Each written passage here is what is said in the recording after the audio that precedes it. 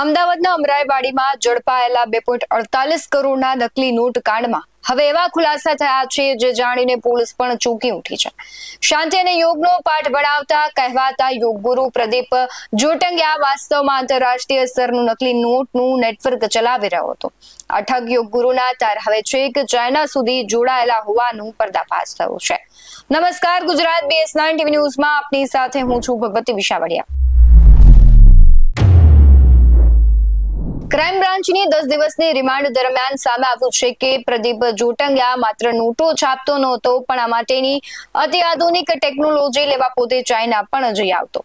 ફેબ્રુઆરી મહિનામાં આરોપી ચાઇના ગયો, જ્યાં તેણે નકલી નોટમાં વપરાતા હાઈ સિક્યુરિટી થ્રેડ પેપર અને આધુનિક મશીનરીની ડીલ પણ કરી હતી। ચાઇનાથી પેપર મંગાવવા માટે 17.50 લાખ રૂપિયા હવાલા મારફતે મોકલવામાં આવ્યા અને નોટો છાપવા માટે કોઈ સામાન્ય સોફ્ટવેર નહીં, પણ ખાસ સિક્યોર પ્રિન્ટ નામની એપ્લિકેશનનો ઉપયોગ થતો હતો। આ ગેંગ 1 લાખની અસલી નોટ સામે 3 લાખની નકલી નોટો આપવાની લાલચ આપી લોકોને ફસાવતા હતા।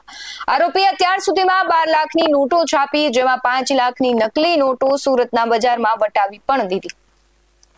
તપાસમાં એ પણ બહાર આવ્યું છે કે સત્યમયોગ ફાઉન્ડેશનના નામે જે દાન ઉઘરાવવામાં આવતું તે રકમ પ્રદીપ પોતાના પર્સનલ એકાઉન્ટમાં ટ્રાન્સફર કરતો। આ કાળા કારોબારમાંથી તેમણે થાર, ફોર્ચ્યુનર, XUV 700 જેવી મોંઘીદાટ ગાડીઓનો કાફલો ઉભો કર્યો, જે છેલ્લા 4 વર્ષથી સંસ્થાનું કોઈ સત્તાવાર એકાઉન્ટ છે એ પણ એક્ટિવ નહોતું, તેમ છતાં છે આ કાળો કારોબાર ચાલતો હતો। સમગ્ર મામલે જે ક્રાઇમ બ્રાન્ચની પ્રતિક્રિયા આવી છે તેના પર નજર કરીએ। जी सर, प्रदीप गुरुजी છે તે પૃથ્વીની નોટ સાથે પકડાયા હતા। તપાસ દરમિયાન અત્યારમાં શું બહાર આવ્યું છે? કેટલા રૂપિયા ચાઇના મોકલ્યા છે, કેટલા છાપી છે, શું માસ્ટરમાઇન્ડ છે? ઘટનામાં શું તપાસ બહાર આવ્યું? ગત તારીખ 18 તારીખના રોજ ક્રાઇમ બ્રાન્ચની ટીમને મળેલ બાતમી આધારે સુરતના સત્યમ યોગ ફાઉન્ડેશન નામથી યોગ ફાઉન્ડેશન ચલાવતા પ્રદીપ દિલીપભાઈ જોટંગિયા, મુકેશભાઈ તથા અન્ય 7 આરોપીઓને 2 કરોડ અને 48 લાખ રૂપિયાની ફેક કરન્સી સાથે ધરપકડ કરવામાં આવેલી હતી। આ ધરપકડ બાદ તેઓ વિરુદ્ધ ડીસીપી પોલીસ સ્ટેશન ખાતે ગુનો રજીસ્ટર કરવામાં આવેલ અને તમામ આરોપીઓને દિન 10ના રિમાન્ડ ઉપર મેળવવામાં આવેલ હતા। આ જે ફેક કરન્સીનો જે ગુનો નોંધવામાં આવેલો છે એના મુખ્ય આરોપી જે છે એ મુકેશ ઠુમ્મર તથા સત્યમ યોગ ફાઉન્ડેશનના સંચાલક પ્રદીપ દિલીપભાઈ જોટંગિયા છે।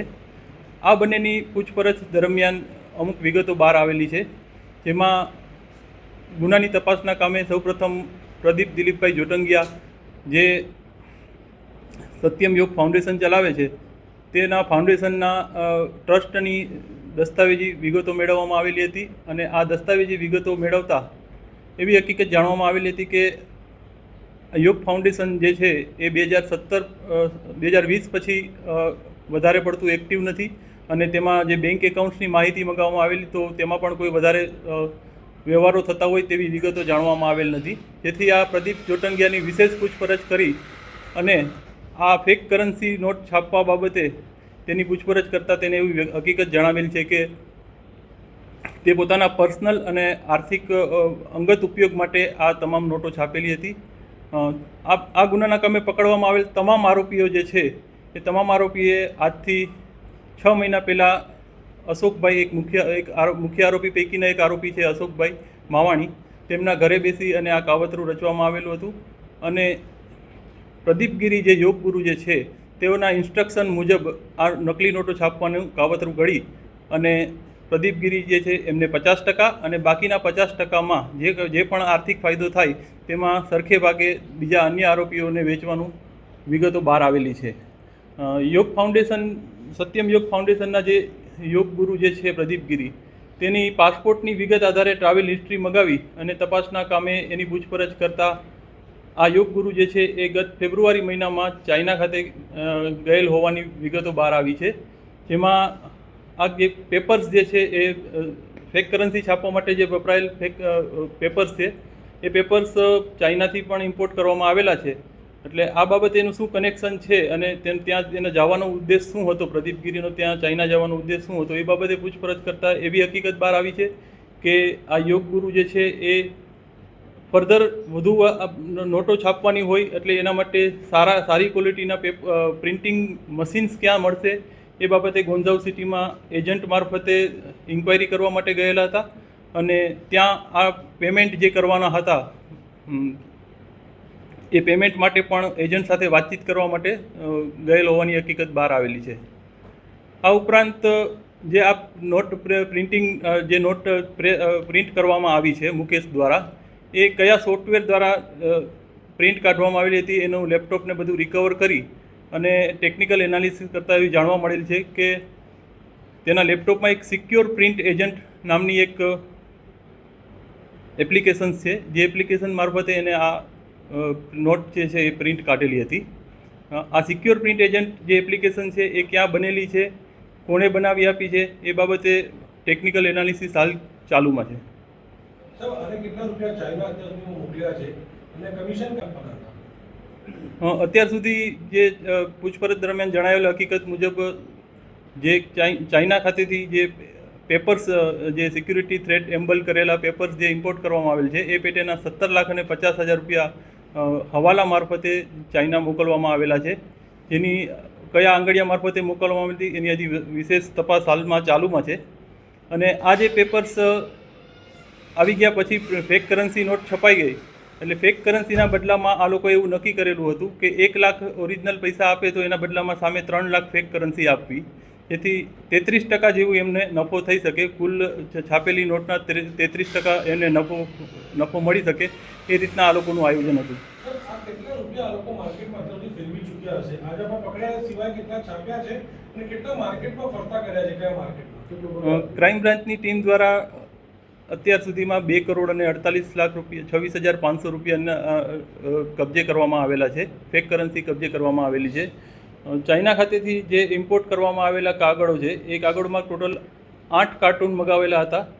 એ મુજબ ગણતરી કરી 8 કાર્ટૂનમાં એક A4 સાઇઝના પેપરમાં 3 નોટ છપાઈ છે, જેથી ગણતરી કરતાં અંદાજિત 10થી 12 લાખ રૂપિયા હજી પણ આ લોકોએ ક્યાંય વેચાણ સર્ક્યુલેટ કરી દીધા હોય એવું માનવામાં આવે છે.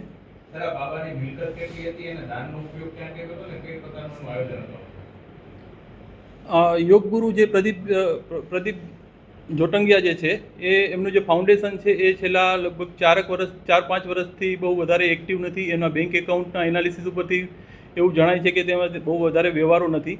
એટલે આ બાબતે એને પૂછપરછ કરતાં કે જે પણ કંઈ એના અનુયાયીઓ સાધકો જે છે એ દાન પેટે કોઈ પૈસા આપે છે અથવા જે કંઈ યોગ શિબિર કરવામાં આવે છે તો એની જે કંઈ પણ આવક ફાઉન્ડેશનના નામે થાય છે તેનો ઉપયોગ કેવી રીતના કરે છે એ બાબતે પૂછપરછ કરી ત્યારે પ્રદીપ ગીરી એવી હકીકત જણાવેલ છે કે હું મારા પોતાના પર્સનલ એકાઉન્ટમાં આ દાનની રકમ અને યોગ શિબિર દ્વારા જે થયેલી આવકની રકમ છે એ મારા પર્સનલ એકાઉન્ટમાં લઈ અને પર્સનલ યુઝ જ કરું છું.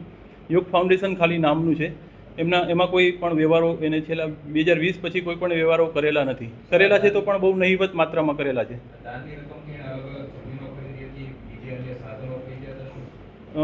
હજી એને મિલકતની તમામ આખા સુરત સિવાયના બીજા શહેરોમાં પણ કે એની મિલકત છે કે નહીં, રાજકોટ એના મૂળ વતન ખાતે છે કે નહીં તે બાબતેની તપાસ હાલ ચાલુ છે. પણ પ્રાથમિક વિગતો એવી જાણવા મળી છે કે યોગ ફાઉન્ડેશન જે સત્યમ યોગ ફાઉન્ડેશન સુરત ગ્રામ્યના ધોરણપારડી ગામમાં આવેલું છે એ મિલકત એને ફાઉન્ડેશનના નામે ખરીદેલી છે. આ ઉપરાંત એના ફાધરના નામે એને એક વેગેનર કાર, એક થાર કાર, એક XUV 700 કાર ખરીદેલી છે. એ ઉપરાંત આ કબજે કરાયેલ જે ફોર્ચ્યુનર કાર છે એ પણ પ્રદીપ ગીરીના નામે છે. ના, એ હાલમાં જે વિગતો બહાર આવી છે એમાં એ કોઈ પણ વ્યક્તિ એવી રીતના લગાવી શકતું નથી. આયુષ મંત્રાલય દ્વારા જે ઓથોરાઇઝ કરેલું છે એવું એને બોર્ડ લગાવેલું છે. એ આ જ ગુનામાં એને વિગતો આવરી અને છે ને જ્યારે ચાર્જશીટ કરવામાં આવશે ત્યારે કલમનો ઉમેરો કરી કરવામાં આવશે. પૈસા કેટલા છાપ્યા કોણ કેટલો બગાડ થયો છે પૈસા? ચાઇનાથી જે ઇમ્પોર્ટ કરેલ સિક્યુરિટી થ્રેટ પેપર્સ છે એને જેટલા પેપર્સ આવેલા છે એમાં એક પેજમાં ટોટલ 500ની નોટ એને છાપી છે A4 સાઇઝના પેપરમાં. એ જે ગણતરી કરતાં 2,48,26,500 રકમ આપણે બાદ કરીએ જે કબજે કરવામાં આવેલી છે તો અંદાજે 10 લાખ રૂપિયાની કિંમતનો જે ટોટલ મળતો નથી. એમાંથી વેસ્ટમાં અંદર 50% જેટલું એને પ્રિન્ટિંગમાં કંઈ મિસ્ટેક થઈ ગઈ, કટિંગ કરવામાં મિસ્ટેક થઈ ગઈ એવી રીતના 50% જેટલું બાદ કરીએ તો 5 થી 6 લાખ રૂપિયાનો હજી આપણે હિસાબ કરવા માટે અને વધુ એ જો ક્યાંય સર્ક્યુલેટ થયા હોય તો રિકવર કરવા માટેની કાર્યવાહી ચાલુ છે. સર આજે નોટો નકલી છાપીને નિકાલ કરતા હતા, નિકાલ કરવામાં કોનો મહત્વનો રોલ રહેતો હતો? ખાસ એજન્ટો રાખતા હતા કે નહીં, અને એજન્ટો નહોતા રાખતા, શા માટે નહોતા રાખતા? આજે નોટો છપાઈ ગયા પછી આજે કાવતરું જ્યારે ઘડવામાં આવ્યું ત્યારે તે પહેલેથી જ નક્કી કરવામાં આવેલું હતું કે આપણે જેટલા લોકોએ નક્કી કર્યું છે તે સિવાય બહાર આ વાત આપણે જો પોલીસમાં પકડાઈ ન જાય એટલે બહાર કોઈને વાત કરવાની નથી. એટલે આના માટે કોઈ એજન્ટ એ લોકોએ રાખેલો નહોતો, પરંતુ જેને પણ આવી લાઈન મળે કે આમના મારફતે આપણે વેચી શકીએ તો એ લોકોએ સામેથી જ નક્કી કરેલું હતું કે અમે વેચી દેશે એ રીતે.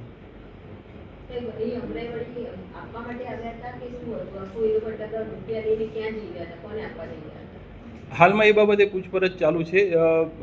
એ કોઈ કોને આપવાના હતા એ બાબતે એને કોઈ વિગતો હજી હાલમાં જણાવી નથી, પણ એના જે આઈપીડીઆર અને સીડીઆરની ડિટેલ, એના મોબાઈલની ડિટેલો મગાવીને એ અમદાવાદમાં કોની સાથે સંપર્કોમાં હતા એ બાબતની તપાસ હજી ચાલુ છે. અમદાવાદ ક્રાઇમ બ્રાન્ચ હવે તપાસ કરી રહ્યું છે કે પ્રદીપ સાથે ચાઇના જનાર બીજો શખ્સ કોણ હતો અને આ હાઈટેક એપ્લિકેશન તેણે કોને બનાવી આપી. હાલ તો યોગગુરુના નામે અધર્મનો ખેલ ખેલતો આ ઠગ જેલના સળિયા ગણી રહ્યો છે, પરંતુ આ નેટવર્ક કેટલું ઊંડું છે તે જોવું રહ્યું અને જે આખા તેના તાર છે ક્યાં સુધી લંબાયેલા છે એ પણ હજુ વધુ તપાસમાં સામે આવશે. સમગ્ર ઘટનાને લઈને તમારું શું માનવું છે કમેન્ટમાં જરૂરથી જણાવજો. બાકી આવા જ વધુ અહેવાલો સાથે ફરી મળતા રહીશું. તમે અમારી યુટ્યુબ ચેનલને સબસ્ક્રાઇબ કરવાનું, અમને ફેસબુક અને ઇન્સ્ટાગ્રામ પર ફોલો કરવાનું ભૂલશો નહીં. બાકી અમને નવી અપડેટ્સ મેળવવા માટે આપ જોતા રહો BS19 ન્યૂઝ. નમસ્કાર.